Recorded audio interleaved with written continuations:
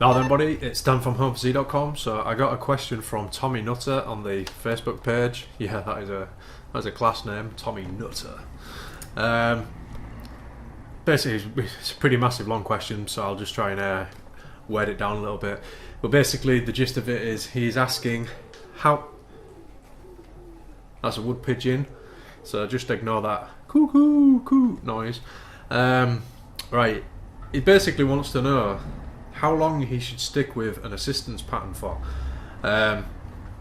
So basically he's starting 5-3-1 and he's looking at doing either boring but big or the triumvirate, or however the hell you say that, because let me have a look, I can't remember. But anyway, he's looking at the various 5-3-1 patterns, and he's asking, like, how long should I stay on it for? Should I do 2 cycles, 3 cycles, change it every cycle, or do you know, he's not too sure what to do. And he's mentioned here exercises as well for his assistance lifts. So he's asking, if he does lat pull down one week, should he do lat pull downs the next week and the week after and the week after, or should he do like lat pull downs one week and then maybe he decides to do close grip pull downs, you know, instead, varies the grip up. So he's trying to, like, say, will he make progress if he keeps changing his assistance lifts, or should he keep them the same? Now, quickly, what I'll just say about the assistance pattern is that what I've always done is I've always just stuck with an assistance pattern until I found that I'm not happy with how how it's progressing, I'm not happy with the results I'm seeing, and that's when I'll think, right, I need to change things up. What I usually do for assistance is I'll do my main lift, and then I've done the boring but big one before, and I really liked that, especially for squats. I started doing the boring but big set after my squat day and also after my deadlift. So I'd do my deadlifts and then I would do some 5 sets of 10 of squats straight after. My quads blew up when I did that, and that was like last year in the end of my bulk. That's when I started doing it, and I really would advise people do that. If for squats, 5 sets of 10 twice a week on top of your normal squats, oof, yeah, you'll see some results from that.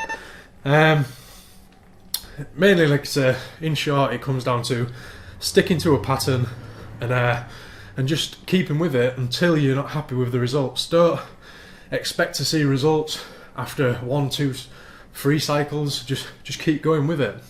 If you find that you're not gaining strength or you're not gaining size, start to think about switching things up. That's all I can say, really.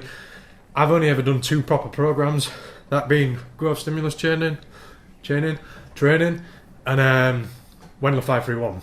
So, and this has been like next month in May, I will have been consistently training for 2 years, and I've only done 2 programs. Now, I know people that have been training for, say, the same period of time as me, or even shorter, and they must have done about 10 different programs. Now, I'm not saying what I'm doing is right and what they're doing is wrong, but all I'll say is that I think you need to stick with a program for a decent period of time in order to see it. Of course, I did the Masenko bench routine as well, but that's not really what I would class as a program, because it was just focused at bench and nothing else. In respect to, say, what you asked about lat pull downs and just assistance exercises, what I usually do is I'll do a main lift, then the first assistance lift that I'll do will generally be some kind of exercise to genuinely help the main lift. Say, for example, deadlifts. I was doing my deadlift first, and then if you've been following my videos, you'll seen that I started to do snatch grip deadlifts, because I was finding that I wasn't using my legs much in the initial pull. I could have done deficit deadlifts, but I didn't have any blocks to stand on.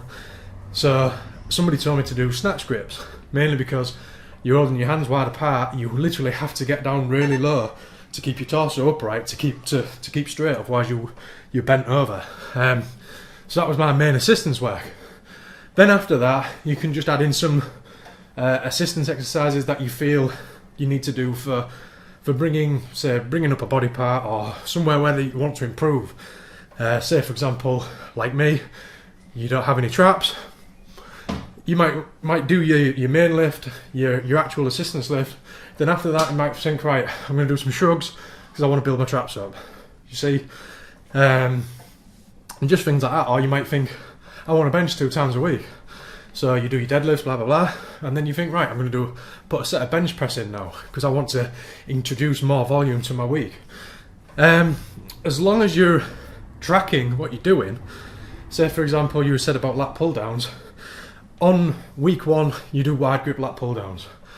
The next week you decided you wanted to do close grip pull downs. Yeah.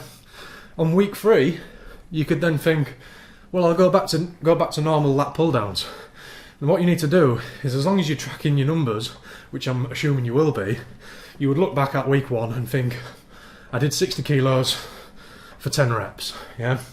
So you'll think, right, I'm going to try and do 65 kilos for 10 reps, or 62.5 or something along them lines.